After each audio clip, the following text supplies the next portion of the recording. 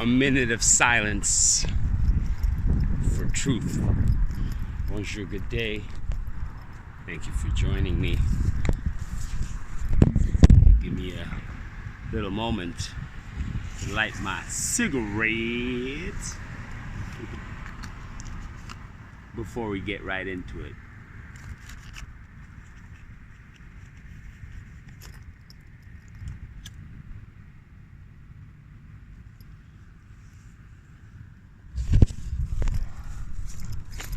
So I've had a few things on my mind that I've wanted to share with, first and foremost, myself.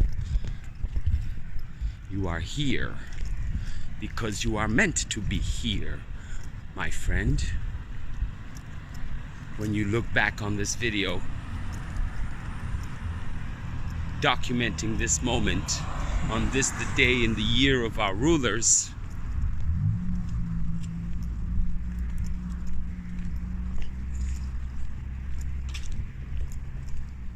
the 15th of July 2025. You are here today to listen and hopefully learn.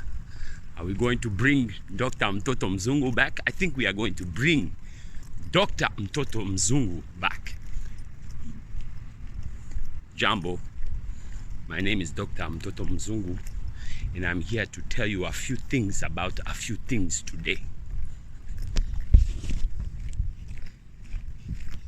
On the top of the list is the subject of ambulances and firefighters and police vehicles. I have always wondered, who are the people that live at this corner lot address here in my neighborhood, or rather the neighborhood of established 1983. I have never seen anybody coming in or out of this building, but it is a very particular building because it has a single address, which means it is a single family residence on 3 floors. Very intriguing. And the thing that caught my eye every time I walk by is the fact that there is a beautiful stained glass window in the big window in the front, in the corner. It is a corner lot. You understand the concept of the corner lot? Look at that. That is one residence, the one and only single family residence in what appears to be all townhouses and duplexes and triplexes. So very intriguing. Anyways, I digress.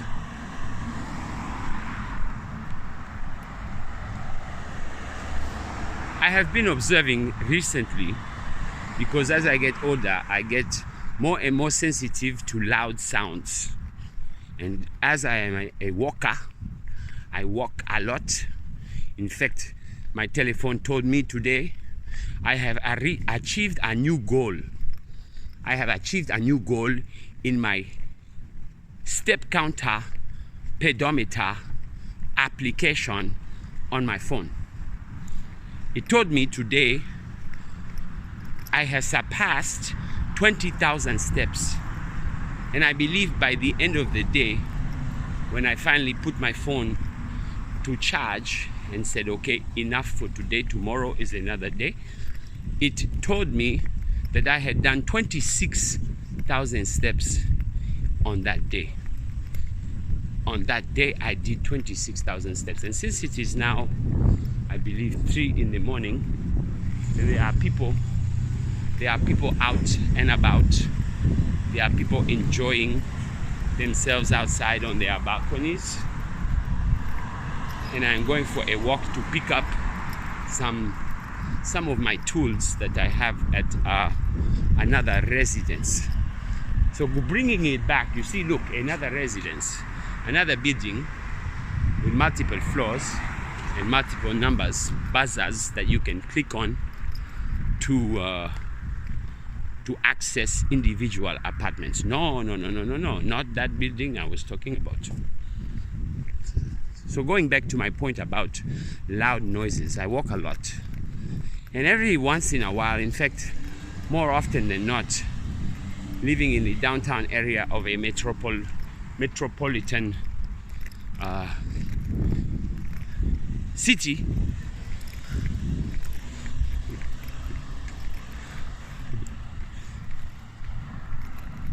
you hear a lot of ambulances, particularly ambulances, and firefighters, what are they called? Fire trucks, and of course police officers every once in a while zipping by with their sirens on.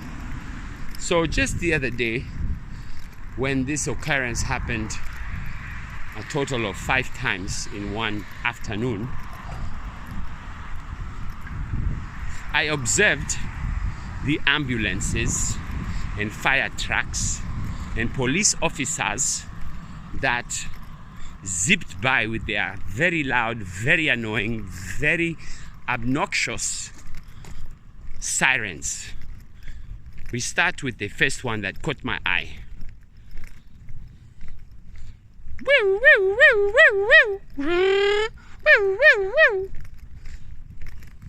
That is an ambulance. Not exactly in that tone, but you understand. They each have particular sounds and particular tonalities. I look to my left from where I was. In fact, we are going to go to where I was when I observed this. And I see that there is a bus stopped at the red light at the bus stop. And the sound continued. Woo, woo, woo, woo, woo, woo, woo, woo.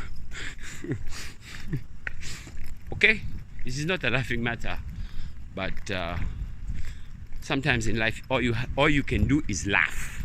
So I am observing that the bus is stopped at the red light at the bus stop, letting passengers on and off as per usual, and this ambulance is behind them in what is known as the bus lane during regular traffic hours. Actually, in this particular spot, those traffic hours are from 6 a.m. to 8 p.m. Monday to Friday. This lane is designated for the buses and taxis, so that people who are trying to get around can avoid traffic conjunction. So then I observe a few seconds later of the siren continuing to blare because it is very loud, and I am just there about 100 feet away. I see the ambulance going around the bus as the light turned green and the rest of the vehicles were able to move on. The ambulance cut around the bus, and I observed on a green light, with all the space I had to go, the ambulance stopped for a moment beside the bus, and I observed the 2 ambulance conductors, I believe they are called paramedics, begin to chastise or give it to the bus driver. Okay? They took about, 11 seconds to make sure that the bus driver understood that when he hears the sirens, woo, woo, woo, woo, woo, woo, he must at all points move out of the way. I believe this is what they were trying to convey to him in that moment when the sirens were still going on, I believe. And this young girl and this young boy, paramedics, felt it appropriate to teach the bus driver had to conduct himself on the roads according to the guidelines of security emergency procedures. I believe this is what they were doing. The bus driver looked at them and said to them, like that, he did not give them much attention. He maybe said something like, "What do you want me to do?" He probably said it in that accent, but in French. "Qu'est-ce que tu veux que je fais?" That is your clue as to the racial dynamics of what is going on in this situation. These two Muzungus, 23, 24, max 25, felt it appropriate to stop because it is an emergency. They are wailing their sirens, correct? So therefore it must be an emergency. However, not an emergency enough that they felt it appropriate to stop and give it and share a few of their thoughts and opinions, authoritarian as they believe they may be, with this bus driver. What are you doing? Are you stopping? What are you doing? Therefore, I observed this, and then of course 11 seconds later, maybe it was less, maybe it was only 9 seconds, but long enough that the emergency aspect of the situation kicked back into their brains and they continued to wail on with the sirens on, going into the bus lane, which is now completely empty. I was shocked. I said, wow, what have we come to today? So based on just this observation alone, I can make several opinionated comments on the matter. These two Muzungus think they are entitled, because they have the authority given upon them with the siren and the yellow vehicle that zips and zaps, okay? They feel entitled to express their authority to whomever, whenever. Okay, we are not even going to talk about the racial aspect of this, but I believe there was a very big racial aspect to this situation, because in Quebec there is this undertone of the racial aspect in how individuals interact with one another. You are following this story?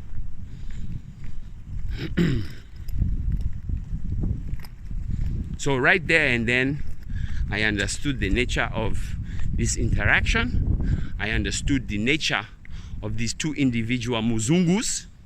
And I say Muzungus because if you don't know what a Muzungu is, they are Muzungus, okay? Google it. Maybe my good friend Anaconda Malika will tell me what a Muzungu is.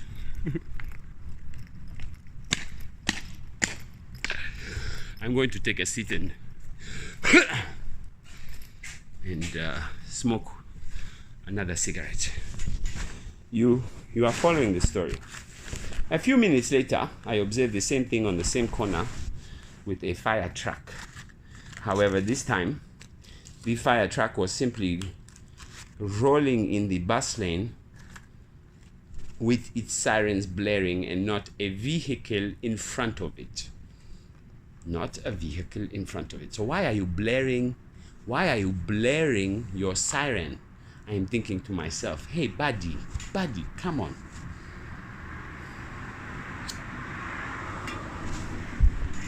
Please, my friend, please. Do not disturb the peace of the people unnecessarily just to bring attention to yourself. Be smooth, be sleek. If you have a clear road in front of you, take it.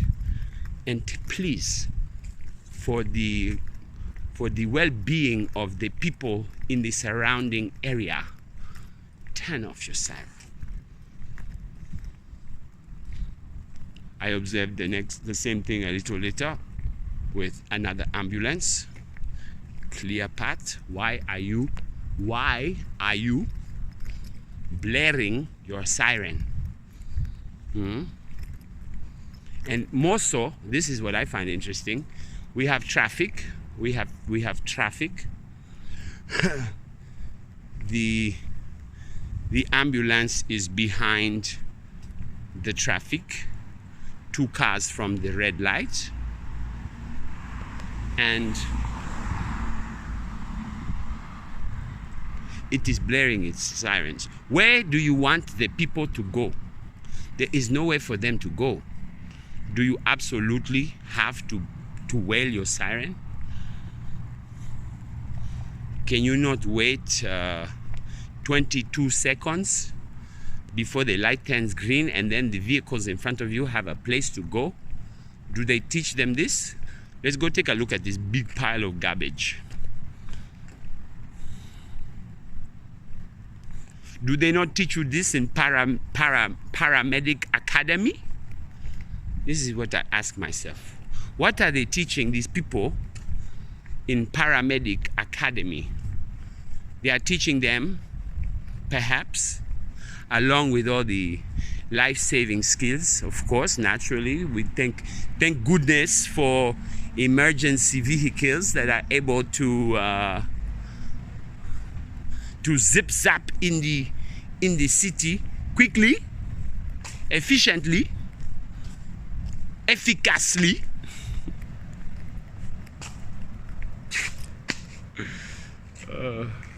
We are going to talk about the moon a little bit later, but for now I want to finish my point about these people in authority and vehicles with very loud sirens on it. Ooh, that is a nice little armoire. What is that? Is it a dresser? We are not here to pick up dressers at 3 o'clock in the morning. So what do they teach them in Paramedic Academy? They teach them, they tell them, they say, you have been anointed with the authority to annoy the masses whenever you want, at any time, with zero justification and accountability. You press this button, let's all do it together. Woo, woo, woo, woo. Turn it off. Okay, that's enough for now, class. You turn this button on, you press this button, and the people will move. You've heard of Moses? It will be like Moses. You get into the ocean of vehicles and you turn the button on, and like Moses, you split the sea in half, the Red Sea, you split it, and you have a clear path. This is what I am 100% certain that they teach these people, these Muzungus, in Paramedic Academy. Okay, look at this big pile of garbage. I'm going to end this subject with this big pile of garbage. Big pile of garbage 1, big pile of garbage 2,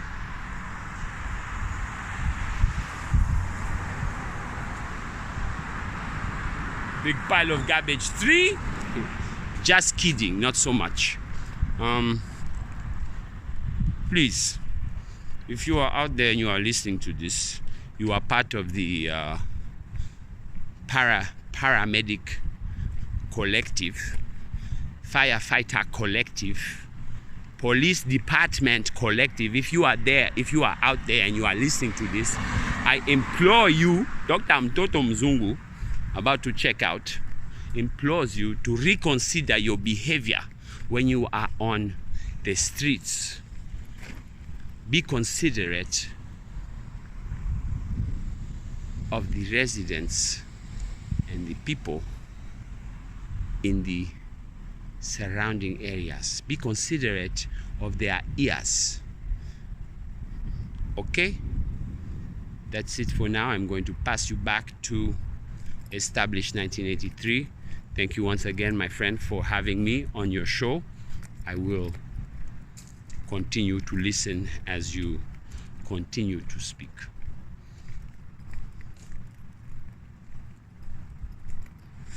So that's my good friend Dr. Mtoto Muzungu. It's been a long time since we've had a pop-in from him. From them. Alright, so I'm at my destination, and yeah, it was just around here where that's the bus stop in question right there. And we're gonna be quiet for just a moment because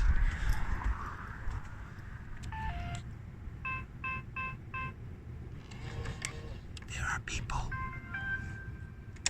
residing here.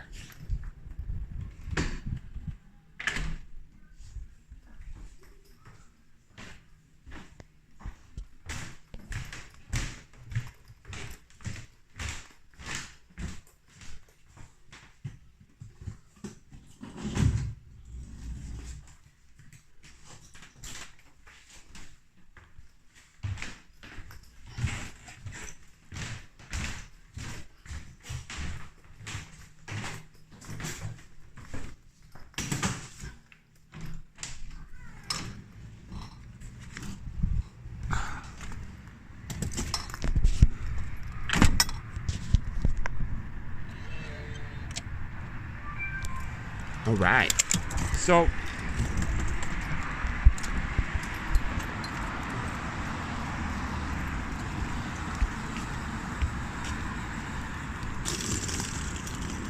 the subject of the very loud and annoying ambulances and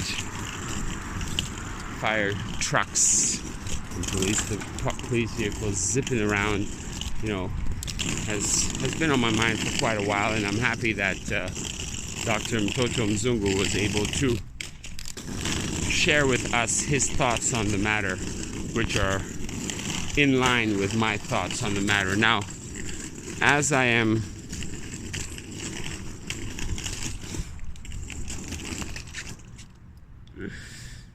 that's right, midnight move, on the move.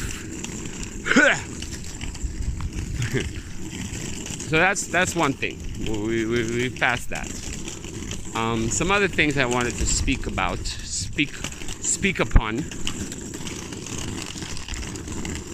is this idea of entitlement. Entitlement and taking advantage of those around us, their kindness, their patience, their capacity to comprehend. Everybody has a limit, naturally.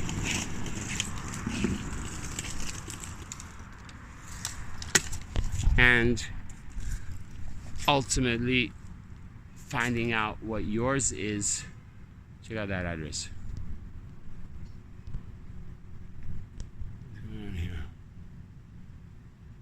2009. When we reach our capacity to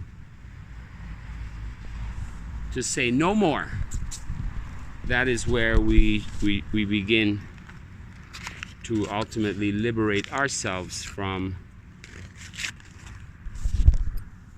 whatever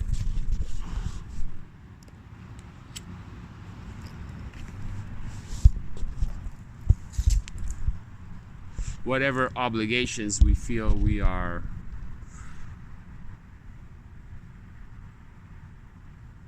committed to.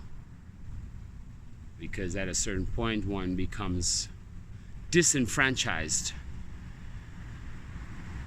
and says to themselves, what am I doing all of this for? What am I doing all of this for? For whom am I doing all of this for? Is it for you? And if so, why? I mean, we constantly have to ask ourselves, what is the motivation behind what we do? why we do what we do.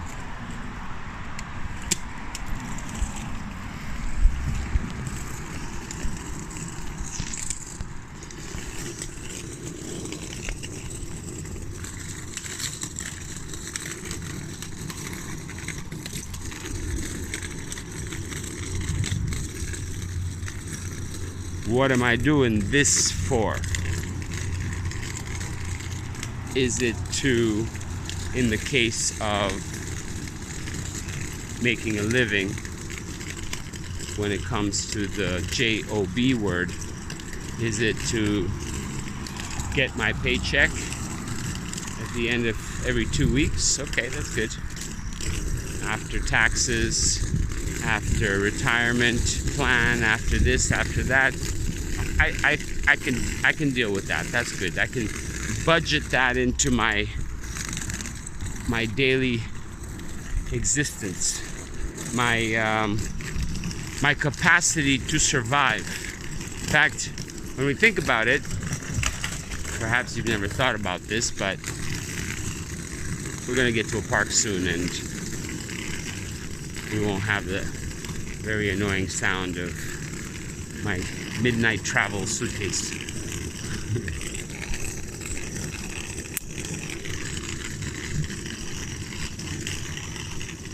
It's quite annoying. In fact, I already lost my train of thought. What is the motivation for what we do? And so, of course, oh yes, if you haven't thought about this before, okay, I'll save that for when we get to the park. What is the motivation for what we do in the terms of employment, in the terms of on the level of survival? That's what we'll call it. On the level of existing. Nothing is free in this world, and certainly not freedom. Freedom ain't free. There is no freedom. I used to say, free yourself from mental slavery. But before you can free yourself from mental slavery, you must acknowledge that you are first and foremost mentally enslaved, bound within the confines and the capacity of thought that has been given to you. Hey, cool. What is that? Is that a chair? Ah, nice one. That's a nice one. Look at that. Is it solid? Wow. Could I carry it? That's a very nice one. Holy smokes. Oh, I could make something really nice out of that. And a piece of wood. Wow. And wow. See? Okay. I'm gonna pause this here. I'm gonna find a way to I'm gonna see the, can't even see it because it's, anyways, I'm gonna pause it here, and I'll get back to us in a few moments, okay?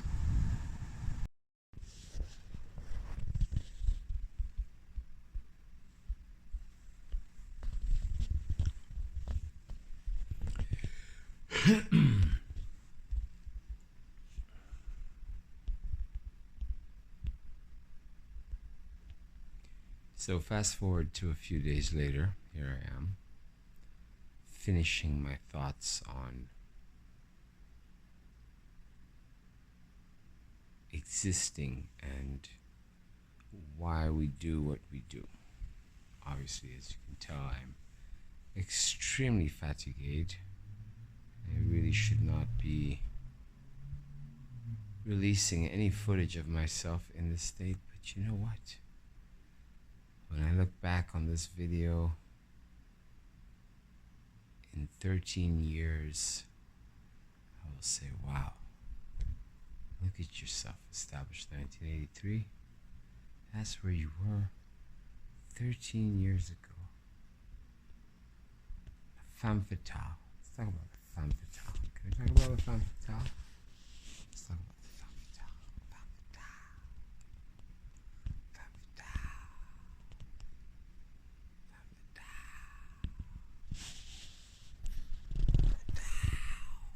So, many, many, many, many moons ago, a girlfriend of mine, let's call them what they were, when they were, a girlfriend of mine sent me a postcard. At the time, she was living in, I believe, Minnesota. I could go get the postcard. It is right there, but I think it was Minnesota. Anyways, so this first serious girlfriend, we'll call her, sent me this postcard, and so I took that postcard, and using that postcard, the image on that postcard, which is that image right there, I took it to the print shop and they blew it up blueprint style. Okay, magnify it however many times, 400%, whatever it is, because the original postcard was very small. And so then I printed it twice, stuck it on a giant canvas with two sets of eyes, the red eyes, the black eyes, as above, so below, and on the side, collaged photographs of Geneva circa early 1900s. And then, yeah.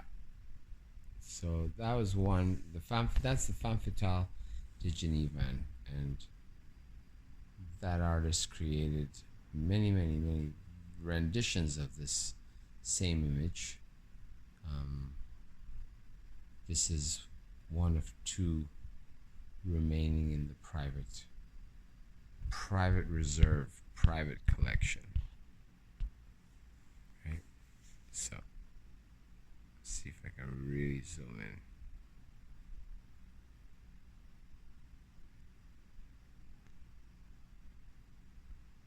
Take a real good look. It's kind of trippy.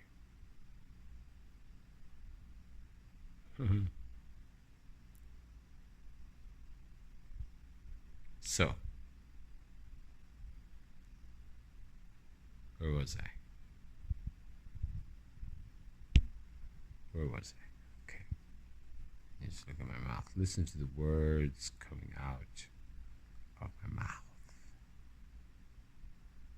Okay. So why do we do what we do? What is the motivation behind what we do? What is your intent? As Quasi-Luminous used to say, it's not what you know, it's what you intend to do about it. So once you know a thing, you cannot unknow a thing.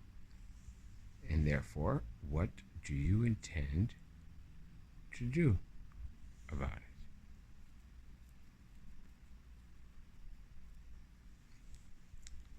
I'm trying to get the right, just right, 3.3, perfect.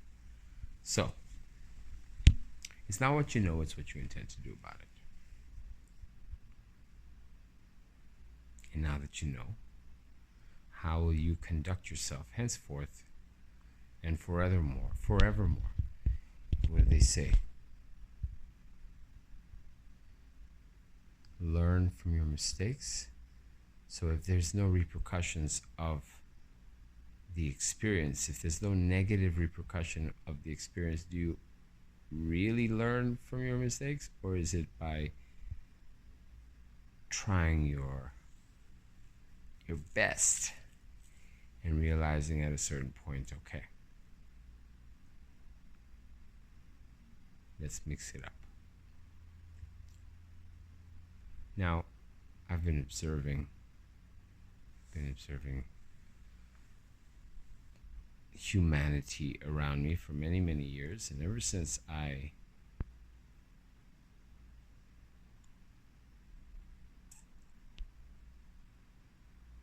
don't like saying woke up, woke up implies that I was sleeping before. No, I was not sleeping.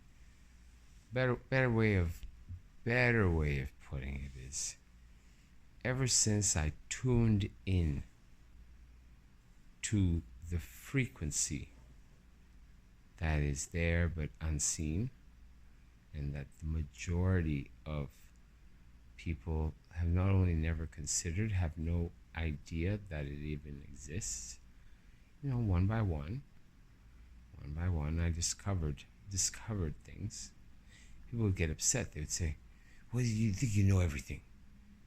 I said, "How do you know? How do you know? How do you know? You believe? Oh, that's crazy. How do you know?" I know because I did the work to know. And using my discernment and my experience and my little explorations here and there of a plethora of subjects, I have come to conclude, therefore, that the reality that is presented to us is absolutely not what it truly is. And all you got to do is read the words on the page. So then people around you that don't understand what you're talking about have no clue what you mean. What do you mean? What do you mean? Michelle Obama's a man. Like, what? What?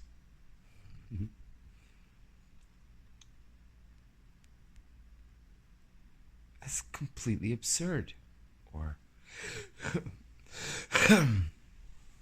or you think the earth is flat? Oh my God. I said, I don't think the earth is flat. I don't believe the earth is flat. I simply know that we are not on a ball floating through space, and you, my friend, nor I, are descendants of monkeys. Period. End of sentence. I'm not asking, I'm telling. If you've never heard of that before, then by all means, let me give you one example. You only need one example once and for all to understand that the earth is immovable. Immovable. It is still. It is in one place. Right? And that water does not curve, nor do airplanes as they fly over the plane. So it's called an airplane. It's not called an aero curve. But aside from that, if you look up into the sky every night and you see the stars, locate the North Star, also known as Polaris.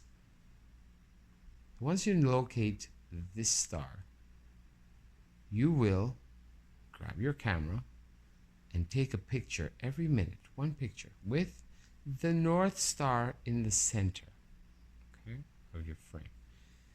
And after 12 hours, however many hours of darkness your area happens to have, you will see, if you play all those photos back together, you put it into stop motion, you will see that the stars rotate around Polaris.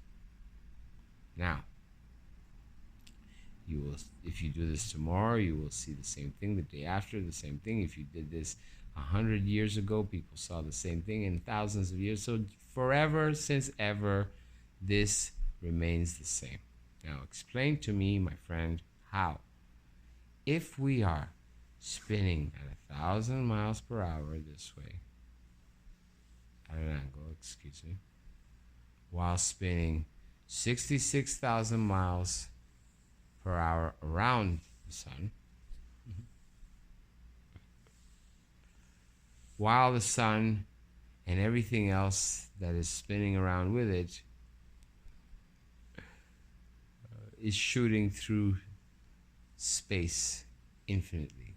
Like, if that were the case, point blank, you would never ever see the same stars twice, ever. And so, because that is not the case, because all compasses point to the center,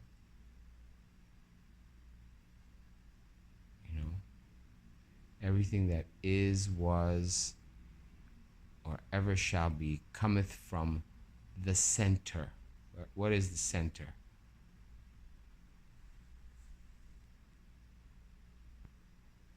Center.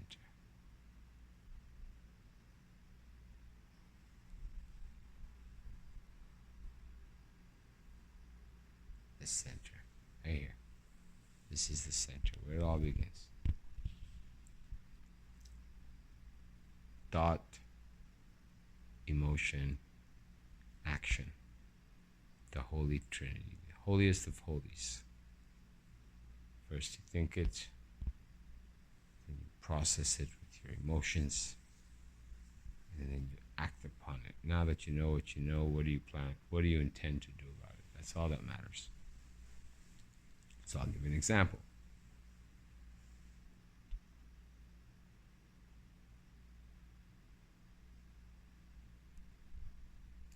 "33 years, never once in a million years, or rather 33 years, did I ever think I would not eat meat." Call it meat. There's different kinds of meats. Being of the culture I originate from, I didn't come into nothing from nothing. Therefore, I am a product of whatever I came into. My experiences, my life experiences subject to the environment of which I was raised in. Ate everything. My favorite was pigeon, delicious. Towards the end, duck. You could not, anytime, anywhere, I was ready to pop into Chinatown and pick up a half duck, barbecue duck.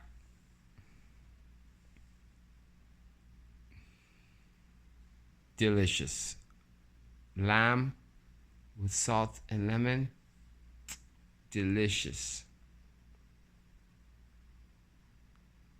Nyama choma. Delicious chicken. A nice tandoori chicken. A good tandoori chicken. Oh. And so,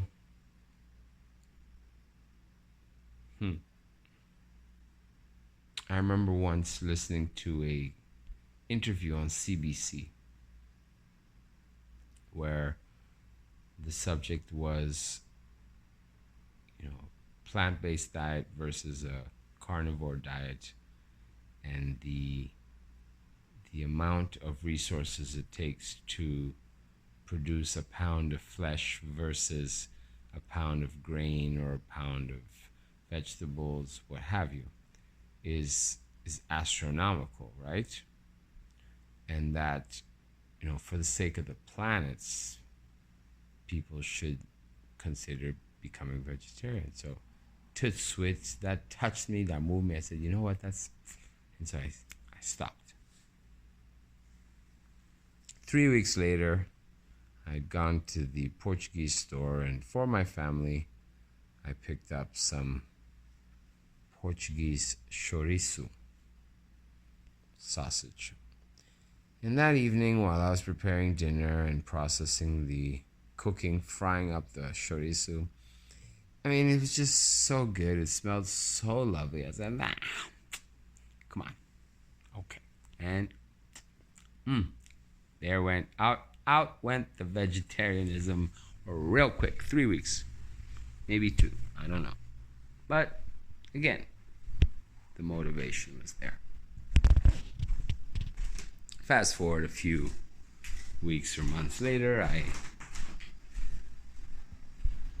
came to some realizations about the nature of this space, of this place, and told myself, okay, if this is how I accept the absolute truth to be, basically it was this.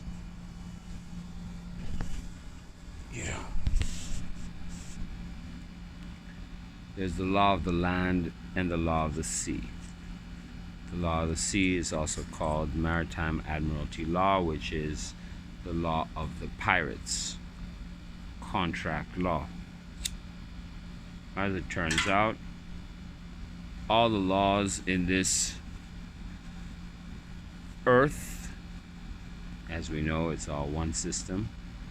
So it has been, always will be, one global system.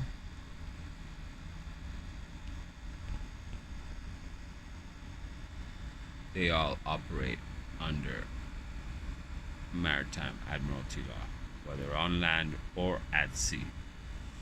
However, it turns out on the land, and this type of law has thousands and thousands and thousands and thousands and thousands and thousands and thousands, infinite in fact, rules and regulations, so-called laws. But then when you look on the other side of law, we talk about the law of the land. As it turns out, there is but one law on the land, just one, but one. And when I discovered this, I said, wow, eureka, therein lies the answer. Do no harm. Okay? When I heard that, or when I read that, or when I listened to someone explain that, it hit me like a ton of bricks. I was shocked to the depths of my soul. And like a light bulb in a room where you see the whole room infinitely, and it's this infinite room. Everything just goes boom. So simple. And henceforth conducted myself in that manner. Absolutely. And when you conduct yourself in that manner and you understand that no man or woman, in fact no one has authority over another. It's just the society that we live in that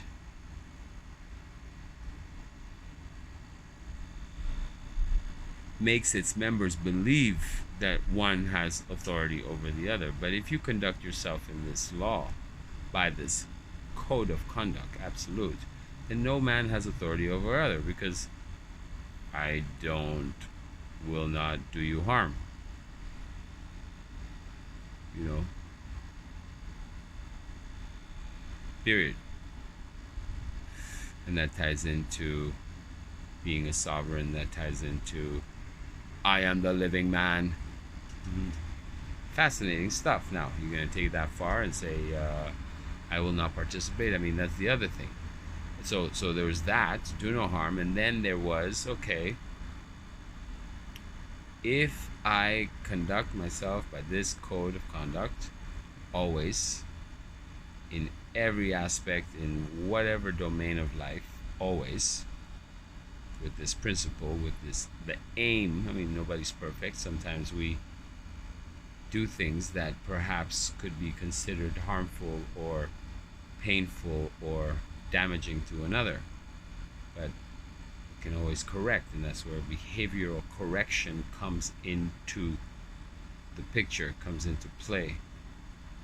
First, you must identify the behavior that needs to be corrected, and then actively intently correct the behavior. This is the only moving forward, henceforth, now that we know what we know. So if I abide by this, how could I possibly justify the consumption of the flesh of another sentient being? Sentient what, you say? You'd be amazed how many people have no idea what this term actually means. Well, you and I are sentient beings. We have feelings. We feel pain, we feel suffering, we feel sadness. As it turns out, every other animal on this earth, which is an anagram for heart, is also a sentient being. People tend to not, I mean, it's the programming, it's the brainwashing, it's the cartoons of the happy cow on the package of meat, that package of beef, that, you know, 1 plus 1 does not equal 2, equals 3. But I can actually tell you how 1 plus 1 equals 3 later. But when you actually stop and think about it, you say, yeah, that cow had feelings, that cow felt pain, that cow felt suffering. And when you learn, furthermore, this is science, that in the event of pain and suffering and fear, specifically fear, some very, very toxic chemicals are released within the cow's body, which brings us to kosher versus halal. Kosher and halal. Oh, kosher and halal. It's kosher because what we'll do is we'll slit the throat of the cow and hang him upside down so that he bleeds all those toxins out. So we make the flesh less toxic by draining out the blood of this poor defenseless animal that was ultimately bred and slaughtered for the consumption of its flesh, which is actually, for lack of a better word, when you think about it, pretty satanic. And you can do the same with a chicken, you can do the same with a pig, you can do the same with a cow, you can do the same with a lamb, you can do the same with a goat, you can do the same with a turkey, you can do the same with, take your pick. And it, sometimes I'll talk to different people from different cultures, and they'll say stuff like, well, what do you eat? If you don't eat meat, what do you eat? I mean, I say, well, I eat everything else. I just don't eat poor defenseless animals. I do not consume the flesh of sentient beings. Let's call it what it is. Let's not call it pork. Let's not call it lamb chops. Let's call it what it is, the flesh of another sentient being. And as it turns out, when one consumes the flesh, the dead flesh of said poor defenseless animal,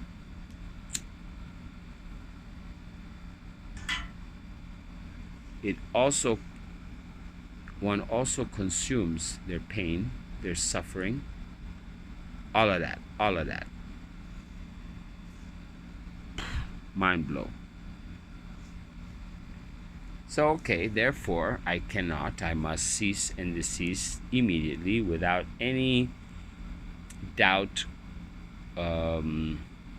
desire, nostalgic.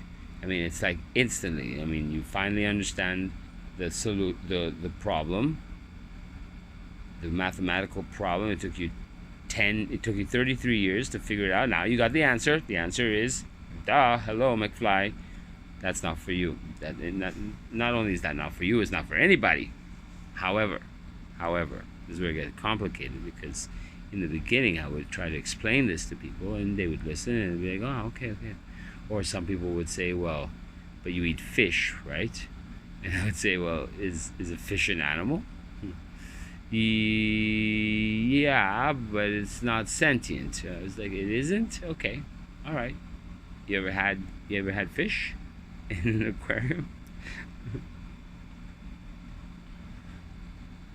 I rest my case. So, just again, and I want to see where in the Bible it says that go ahead and start eating all the poor defenseless animals. No. In fact, it very clearly says, I have put the plants and the fruits with the seed-bearing seed of its own kind for you to eat. Consume that. That's what it's there for. It's for you. And it's also there for the animals that I made, that I created, and I put out there.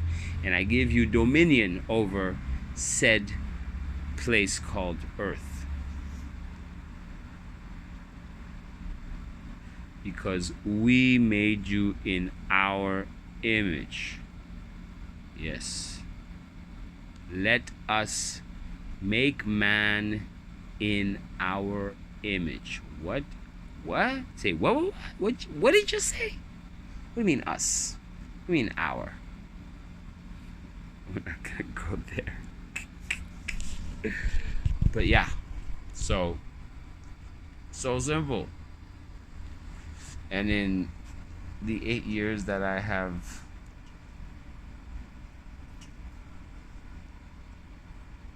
walked this path, this way of being, I have consumed ever so slightly a total of 5, maybe 6 times where it entered my mouth and immediately I said, wait a second, I can't eat that.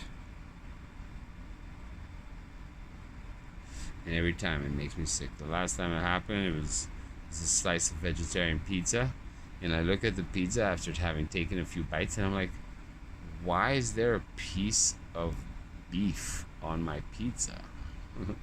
And then I'm like, okay, I was immediately turned off. And then 5 seconds later, I take a bite of the poutine and I'm like, this is made with chicken gravy, of like the chicken bits that they fry when they fry the chicken. And this is what they used to do in KFC.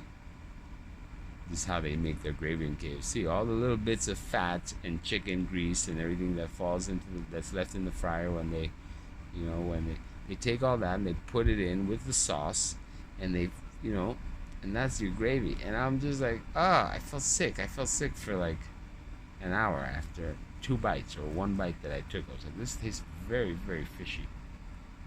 Anyways. So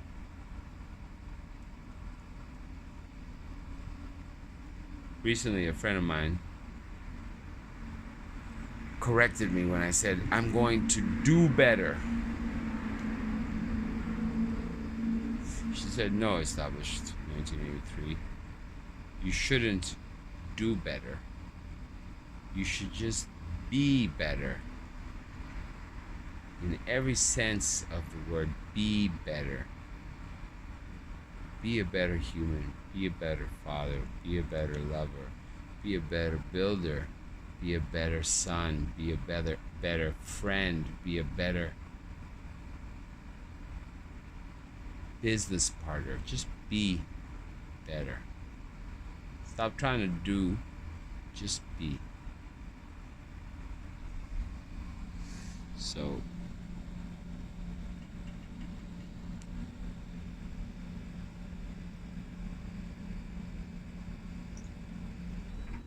I'm gonna end it here and try to fuse these 2 very lengthy videos, but you catch my drift. You catch my point. At a certain point you say, no mas. No mas. And you just try to be better. You must be better.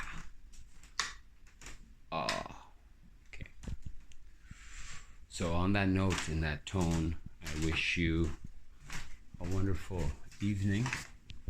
I'm going to call it a night. Probably listen to this over and fall asleep to my own voice. At which point I will wake up at some point in a couple of hours and say, okay, let me upload this video. So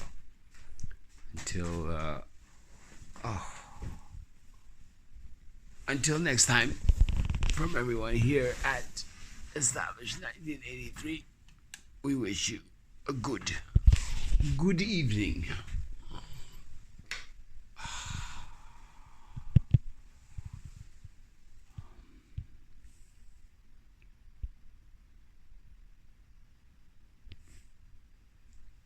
Merci et bonne journée.